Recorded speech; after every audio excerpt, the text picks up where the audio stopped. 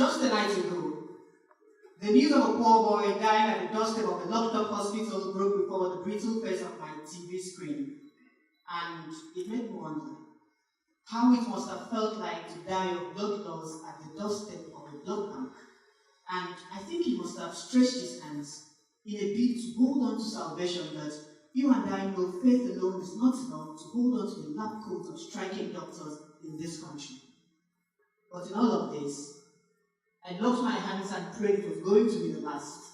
Because of all I know, I have lived in this country where boys are constantly planted into the soil as seeds only to sprout up tombstones, and there is too many to mention. From those sent home by trigger-happy policemen to the ones swallowed by train attacks, and even the victims of unknown gunmen turning fathers, sons, and brothers into gunmen. When a Nigerian child tells you what he or she wants to be when he grows up, there is no part of that imagination that pictures him or her growing up to become a hashtag, hung up on Twitter trend tables while his or her blood becomes colors for the front pages of newspapers. A Nigerian girl is missing on her way to school, and we don't send a search party. But a river of hashtags will wash her body ashore the timelines of which later, and so before the daily sun rises over the nation, you realize it's too late for the Guardian to do his job. I wrote this poem to remind you that there is an army of archangels in this country. They are willing to fight for God. I said they are willing to fight for God.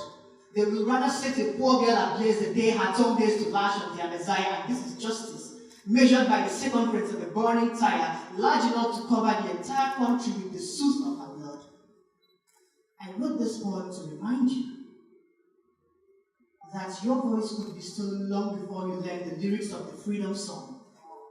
And so I have learned to tuck my throat behind a whispering revolution. See, last night, a wailing mother was looking for her son at the mouth of a mass grave, and all she could find was a screenshot of his last post.